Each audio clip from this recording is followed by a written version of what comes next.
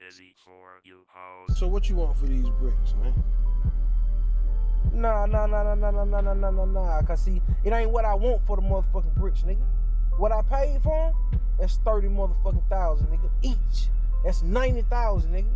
On top of what I would have made if I would have had them in my possession, nigga, that's 300,000, nigga. I want 300,000 for my shit, nigga. These hard times got me hustling. I be sipping on that tussin. We came a long way from struggling. I know how I feel to have nothing. These hard times got me hustling. I be sipping on that tussin. We came a long way from struggling. I know how I feel to have nothing. These hard times got me hustling. I be sipping on that tussin. We came a long way from struggling. I know how I feel to have nothing. These hard times got me hustling. I be sipping on that tussin. We came a long way from struggling. I know how I feel to have nothing. I'm feeling like Chris Rock on CB4 cause I'm coming from low cash. The poverty rate up in my hood is so high and I swear that it's so sad. All I can do is just get a bag. I can't be worried about the past. If you try me, nigga, I'm a blast. I'm a jugging finesse all up on their ass. I came from the bottom, there's nothing, nigga. I can show you how to hustle, nigga. I can make the profit double, nigga. On paper chasing all about the skriller. I tried to tell these niggas every day was hustle mania, but they didn't wanna listen. About to take them to school, nigga, no detention. I'ma shine hard cause I'm from them trenches. When it come to stunting, I be having money, I ain't lunching yet, I'm a professional. We be really getting to the dough, and I ain't throwing no subliminals. You see these diamonds on my neck, they so icy I can make the damn weather cold. Break a bell down to some bows. I was taught the nigga never fold. I'ma play the game how it goes, and I'ma keep staying 10 toes. They sellin' they soul for that dirty dough, and it's bankroll over stank hoes. These hard times got me hustling. I be sipping on that tussin. We came a long way from struggling. I know how I feel to have nothing. These hard times got me hustling. I be sipping on that tussin. We came a long way from struggling. I know how I feel to have nothing. These hard times got me hustling. I be sipping on that tussin. We came a long way from struggling. I know how I feel to have nothing. These hard times got me hustling. I be sipping on that tussin. We came a long way from struggling. I know how I feel to have nothing. Sipping that syrup, slanging them pills, slanging them balls of the gas, I got deals. I'm pulling up black and I'm gripping wood wheel. Get your paper, nigga, get you a meal. I'm living my dreams, I feel like a king. I iced out my ring, I iced out my teeth, I iced out my watch. All right. Hold on, Peso P. Hold on. Okay. What's going on, everybody? Thank you. Hold on. All right. Had to make sure my levels were straight. But thank you all for tuning in. Yet again, faithfully. Those of you that tune in every week, thank you. To this episode 10 of Head and Letters Podcast. Episode 10. 10 weeks strong in doing this shit. 10 weeks consistently of coming here on Monday at 9 p.m. sharp, whether I'm working or not, doing this wonderful podcast. I think it was last week where I said that this is like therapy for me, in a way. If you can't tell, I'm kind of under the weather. It's been a crazy week here in the great state of Ohio. Ups and downs, twists and turns, blues to grays, rain to sunshine. It just is what it is. But the result of that has led me to be a little bit under the weather. So if I sound a little stuffy, or if I just happen to sneeze in the middle of this podcast, then that's your reasoning behind it. But like I said, this is from what I'm learning as I'm continually doing this podcast, how I went from me wanting to talk about music, which trust me, that is definitely at the forefront. But it also became a way for me to express myself and let out my inner thoughts about certain situations, about things that I am willing to share on this podcast without getting too personal in certain situations. I try to be, when I do get personal, I try to make it relatably personal, or something that a lot of people can relate to, or something that I know I'm not alone in going through, like the Fathers and Stoners episode. I feel like I know enough men who are in that situation. So, but with that being said, this being a therapeutic thing for me, somewhat, I've been getting, cause my four vices: video games. I'm an avid gamer. I buy games like they're drugs. Like, I gotta have it. Sometimes I don't even play. Man, if you knew the amount of games that I have never played, or I've only played like 5 minutes of, just to say I got it. I got the FOMO when it comes to video games, for sure. And I also had that strange, like, I had to resist buying Resident Evil the day it came out, because I knew I wasn't going to play it. And then I bought it anyway. Not the day of. I waited a good week. But I bought it. And I can't play. The only time I'm free to play the game for real is at night or in the morning before work. But definitely at night. And I'm not playing no Resident Evil at night. I don't do scary shit. I tried. Hell nah. But video games, music, weed, and now this podcast. This is very, very, very much something that I feel like I'm putting myself pause into. It feels good to do this thing, but I'm getting motivated with all these vices that I'm having to make more. Well, basically, what I'm trying to get to with this episode is what motivates me to make music. I say I need a muse, or some type of inspiration. I can't. When I was younger, I could make a song about nothing, about anything, rapping about rapping. Like I was just rapping about being a good rapper, or just rapping about the sucker MCs who didn't want to fuck with me because my bars were so, you know what I'm saying? I can't rap about shit like that no more because it just feels dumb to me to write a song about nothing at this point in my life. So I try to use things as motivation. Like if you just look at my last couple of, even my beat tapes, I can't even put out a beat tape without motivation. So let's say my last couple of albums, like I already told you the story behind Mega Man, but Lovers and Stoners, Mega Man, the Notorious Dubai Pack, Snowed In Before Costa Rica, even having some Murgatroyd. All of these things were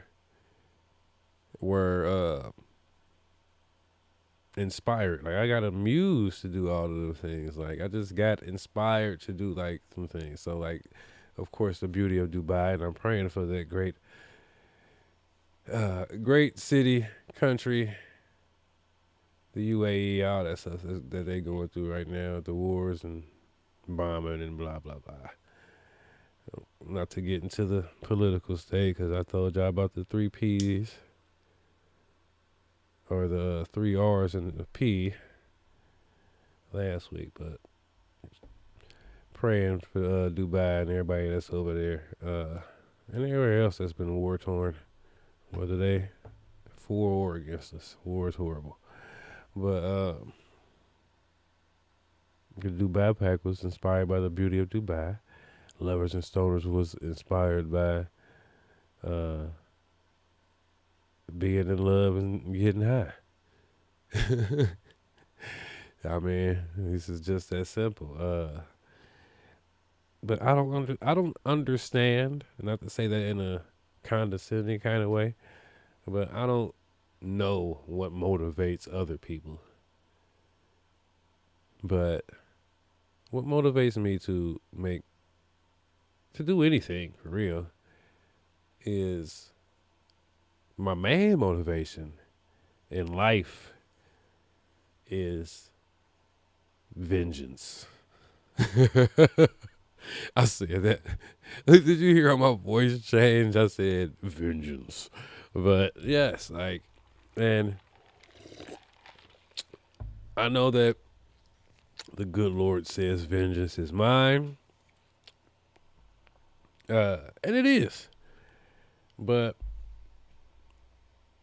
I don't mean vengeance like I'm trying to get actual revenge. It's more of a told you so. I love to prove the doubters wrong. And I live with one. My wife is my biggest hater. And I can't even say she's a hater. She's just an anti. There's nothing that I do artistically that she will support. And that's not only disheartening, but it's definitely a motivational tool. So I definitely use that as motivation. Let me see if I can turn this up a little bit. How's that? Is that better? Is that sounding better? There we go. I just felt like that level was a little low, so. But, or did I turn it down or did I turn it up? I think I'm turning it down.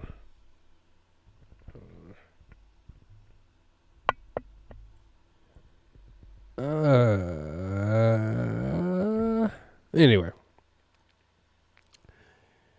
Living with my hater of a wife. And I can say these things because her being a hater and an anti, I know she'll never listen to this.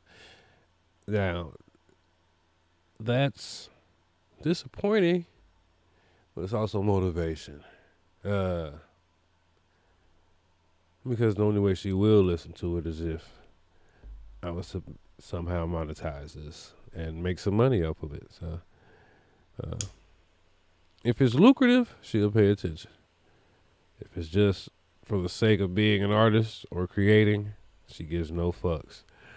But this is where the hurt comes and the disappointment comes, because she'll listen to somebody else. She'll support somebody else. She'll repost somebody else shit. That fucks me up. But that's motivation. Also motivation. Knowing that my niggas ain't listening to my shit. Like I said, it's niggas I rap with. It's niggas I spend time with. Niggas I talk to every day. I even tell my niggas, and I hate that I hit that mic. I hope that didn't show up in the pod, and I just see the levels it fucking did. But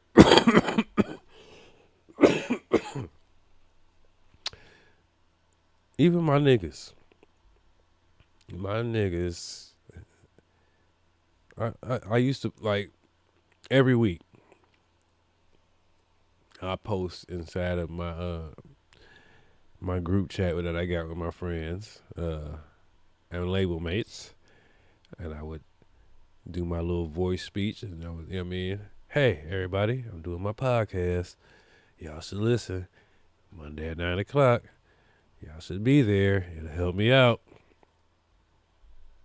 I know who's watching. I know who's paying attention. I mean, it actually tells me, not on Twitch or Spotify, but definitely YouTube. YouTube is a great tool. But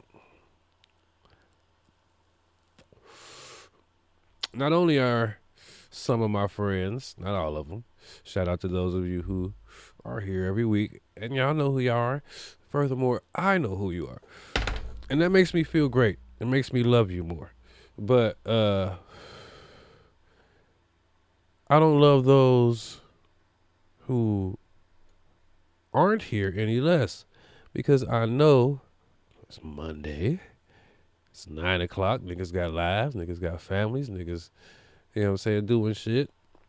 But I also know that Monday is the only day you can listen to my shit, regardless of the fact. That's motivation to me. Motivation is different than a muse. Motivation means I want to show you what I can do. I still need to be artistically sparked. Like, something has to click. Like, that's it. And I've been getting that lately. It's been a while since I've made some music, man. Over a year. Now, I make beats still every now and again. Get the itch. I gotta make a beat. But I haven't sat down and wrote in a long time because I haven't had the motivation or the muse. Like, I haven't been enthused to make anything. And I'm not a single guy. I don't make singles. EPs are hard enough for me. They're getting easier now because it's as time goes on, it gets harder to write consistently and create more than 15 songs, which is, all right, 7 songs is an album according to today's standards. But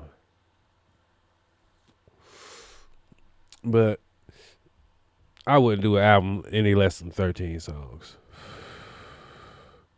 They really consider it a full-length LP. Unless we're talking about the amount of time. But doing EPs is something I've adopted lately. But albums is my thing. I'm not a single person. I like doing albums. I don't do a bunch of mixtapes. I do albums. And I haven't been motivated to do an album. Like I said, Mega Man was never going to be my last album. But it's the last album I've made, and that was in 2021. But like I said on Mega Man, I said, 10 albums under my belt. Don't make me do 11. And I've always had it in a tuck. But I think it's time now. Because, first of all, pardon me, Paul dropped. DJ Paul.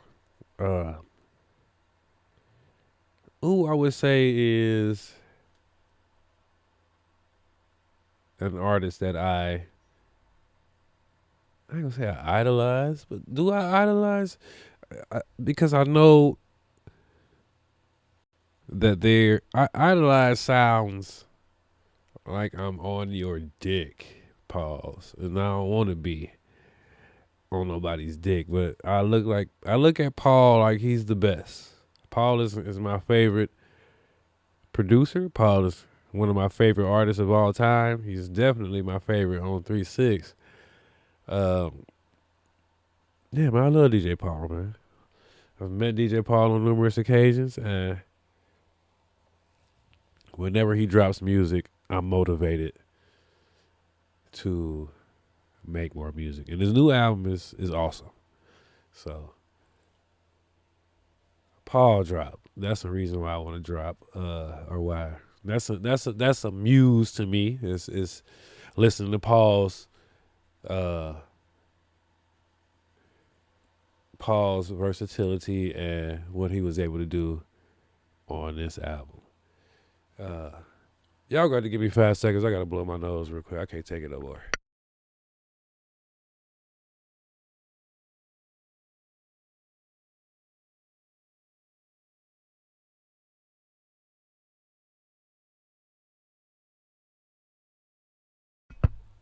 Man, this shit sucks, but And I apologize for that. Dead air is a horrible thing that I never want to have.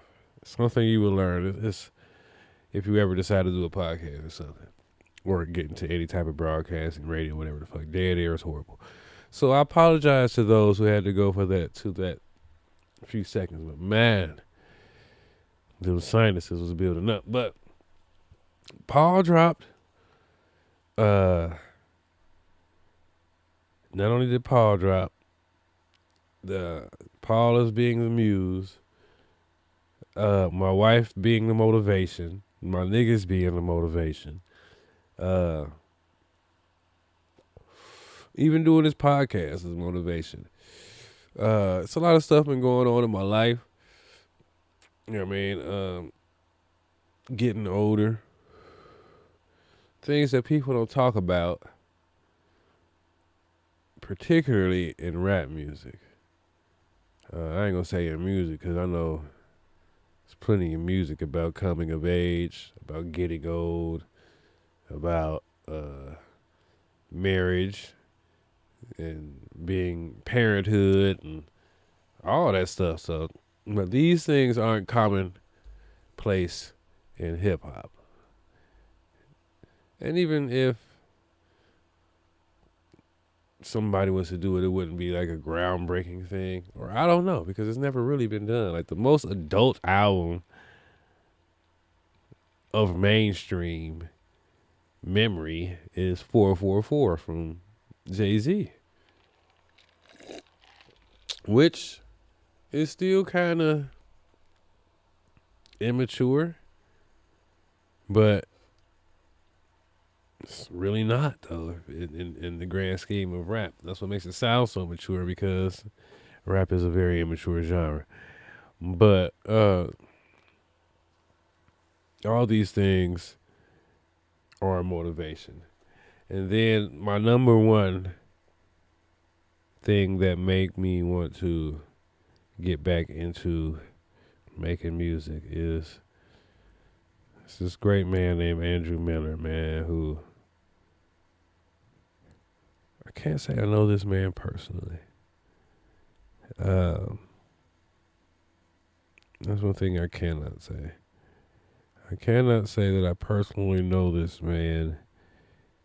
He lives in Covington, Kentucky. Okay.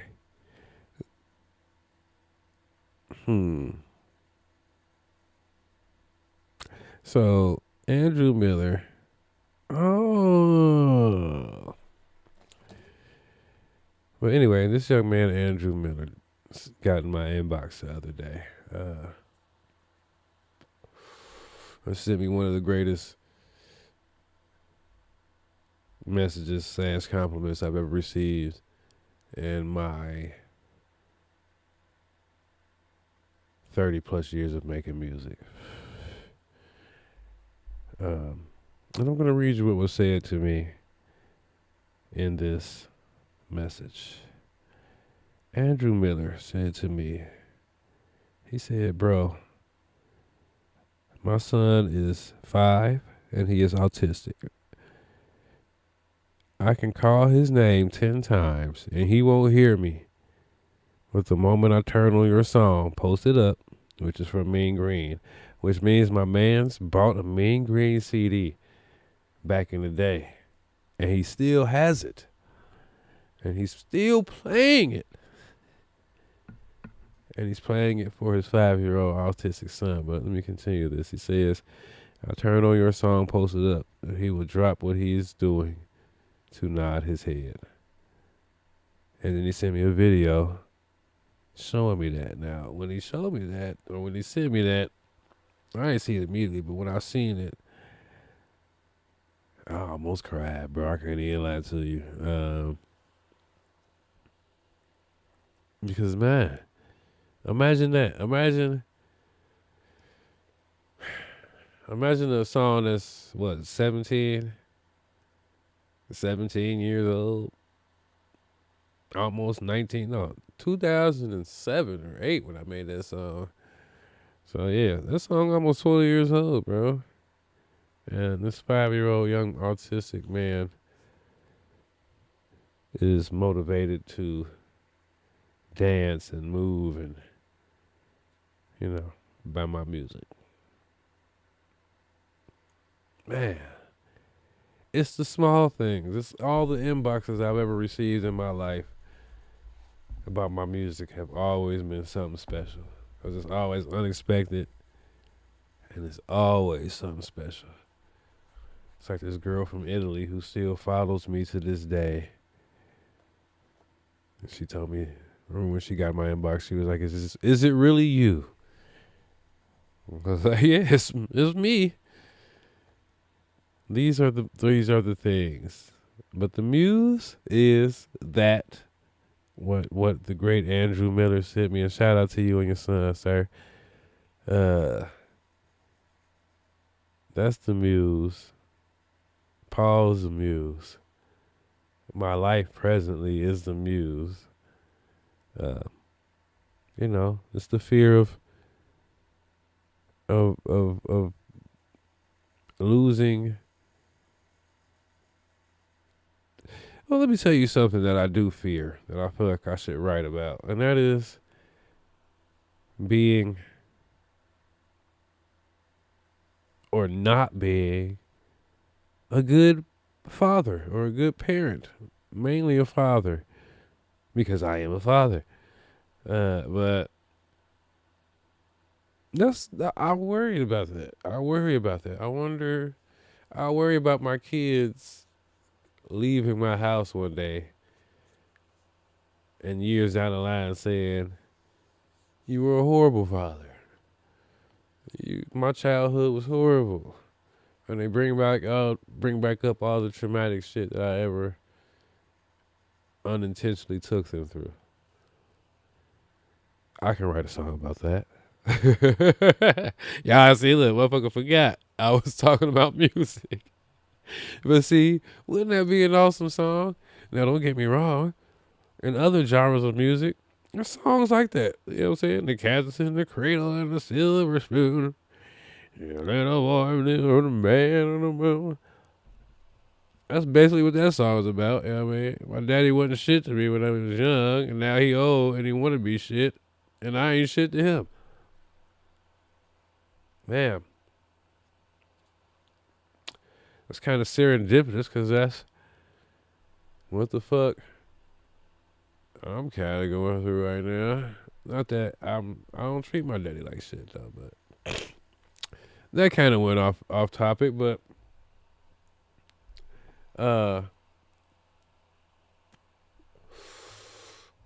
ooh, I can write songs about that. I can write songs about marriage, things that niggas don't talk about. So, and I'm not the only person who thinks like this, trust me, but the execution, it must be done. But what motivates people? I don't know. Because I listen to the music that people make, and I want to know what motivates them.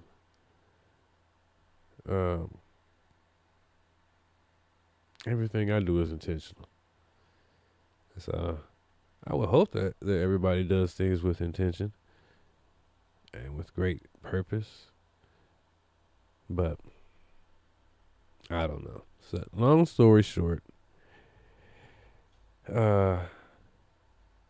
with this upcoming season, which is my favorite season of all, so much so that I named one of my children after it, spring, I love the season, so I'm looking forward to the season.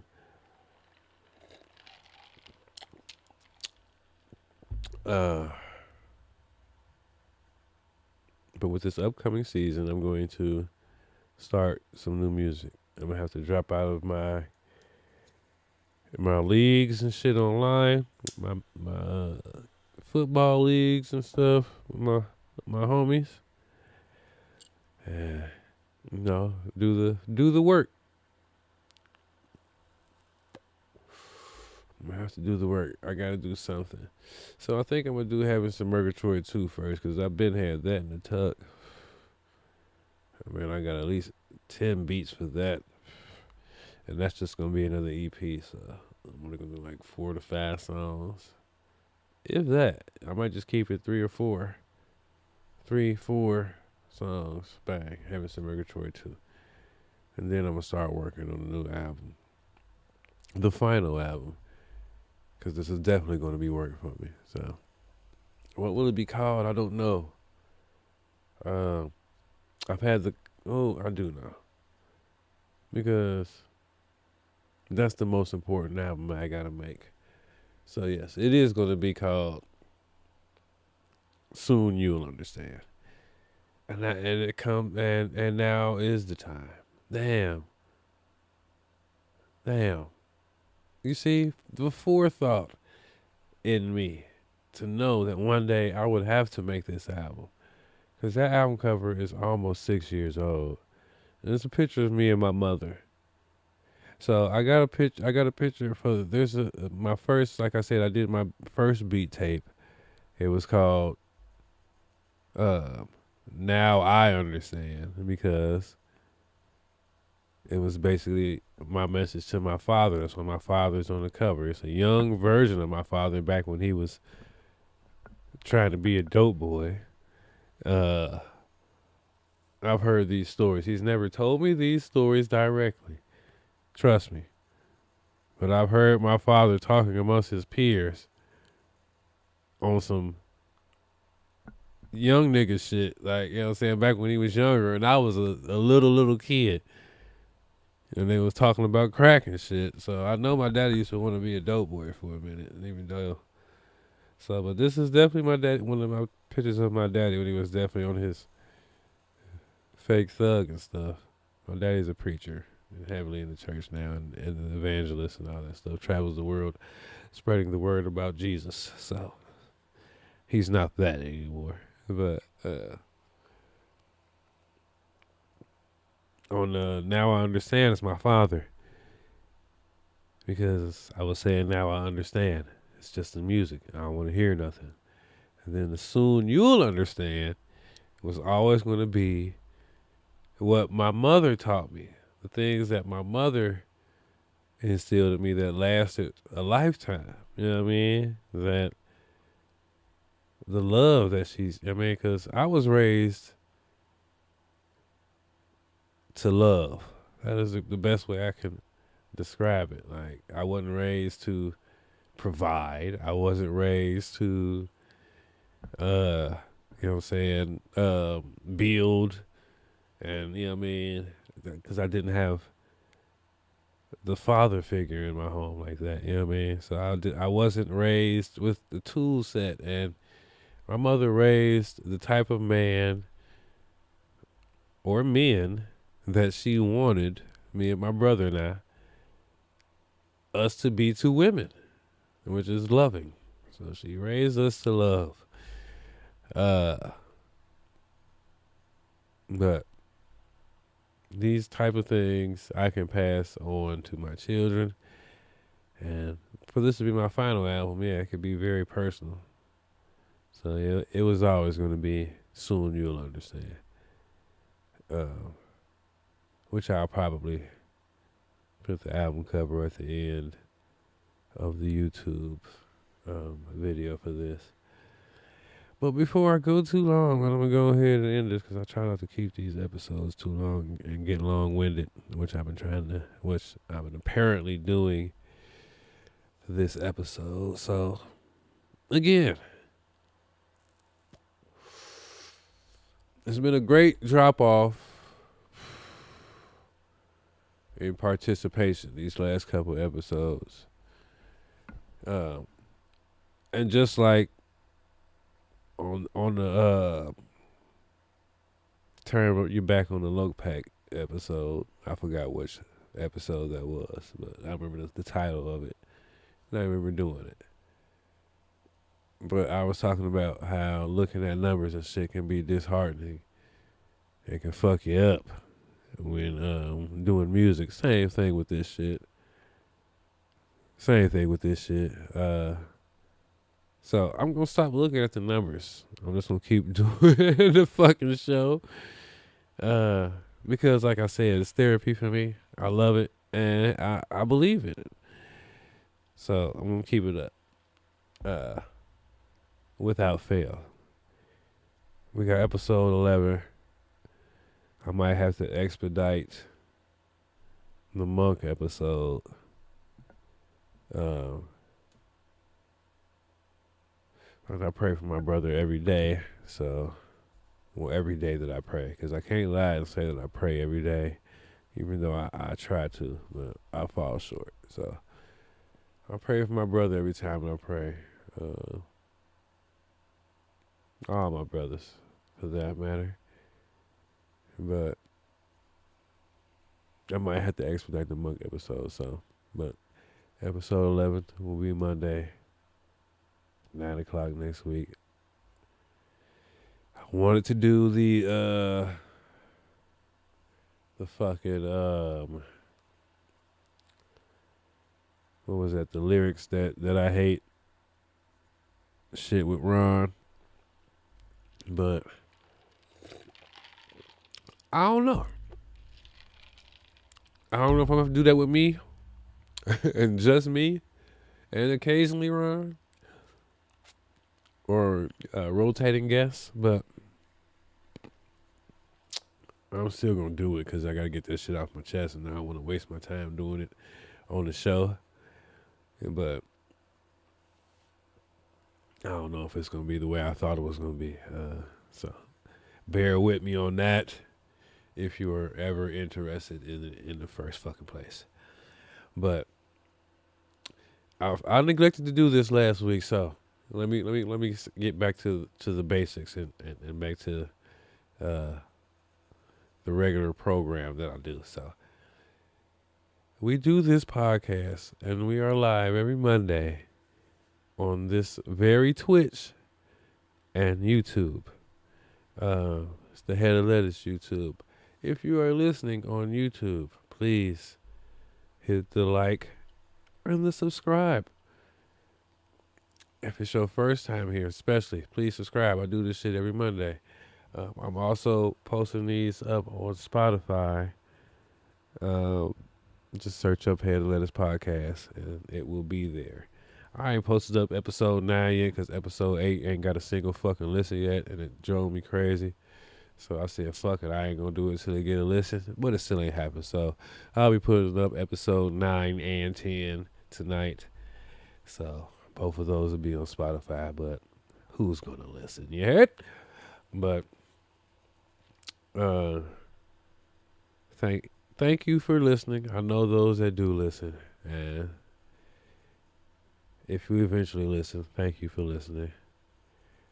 When we reach certain milestones, we'll be doing certain things. Eventually, I'll be getting cameras and all that stuff. I got cameras, but I don't want it to be top notch. I don't want it to be bullshit. And if you know me, you know what I look like. And if you want to know what I look like, then keep on listening and tell people to subscribe and shit. So, and with that, we're going to go ahead and go on to this next song to end us out.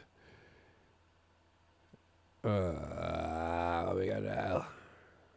Yeah, there we go. The great song. This is Ever Dope by me from the 1998 album. This is from 2014. It was recorded in my house in Coleraine, man. Back when we lived in Coleraine, we were still broke. But this is Ever Dope, man. I'll see you niggas next week, man. Head of Lettuce Podcast. Players and Thugs. Oh no! Oh no! Bro, busy for you hoes. Nigga, with my brother, something bad.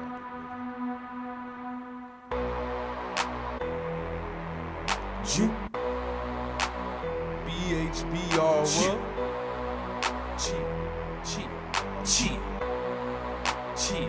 Nigga, this where I first jumped off the porch. Late 80s, early 90s, learned that the block was scorched. Got some real niggas behind me. First time I saw some crack, 93 and TLP. Real niggas on Bay Miller, Danny Bodie, rest in peace. First time I copped a bag, HV, my nigga Rico, 20 bag wrapped in some foil. 1 blunt, 5 people. First time I rocked the mic, me and Elam first tape. 49, 29, Hawaiian Terrace 88. Waiting on the school bus, playing New Jack City. Everybody wanna be Nino, you done a man, you shitty. First time we jumped a nigga, first time I got jumped. Old school house parties, OGs doing a Humpty Hump. First time I cooked a pack, first time I hit the block. Nigga got addicted quick, man, and I still ain't stopped. Roll up a blunt, and I roll through Cincinnati. This where I first sold my ever dope. Nigga with my dad.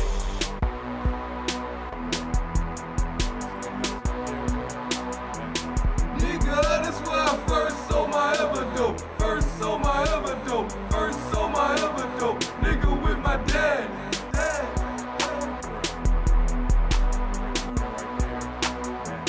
Nigga, this where I first sold my ever dope. First sold my ever dope. First sold my ever dope. Nigga with my dad. Breaking down a natural leaf. Remember the truck up in the fake? Good weed everywhere. Dope boys on the 3-way. First time I got robbed. First time I felt the steel on my neck. Cedar Avenue up in College Hill. Niggas throwing bowls, starting fights. Drag them in the river. Oh, he wants some. What you know about that, young nigga? Walking to the Reeds to get some weed. Yeah, the best dope. Vine Street down the way. Racing Green, Glencoe. First time I met Young World, I was trying to outbar that nigga. Way before Cross did, Birdman had the cars, my nigga. First time I had a burner, nigga felt like Superman, the man, the man. With that yop in my hand, the first time I cooked the pack, first time I hit the block, nigga got addicted quick, man, and I still ain't stopped. Roll up a blunt, and I roll through Cincinnati. This where I first sold my ever dope, nigga with my dad.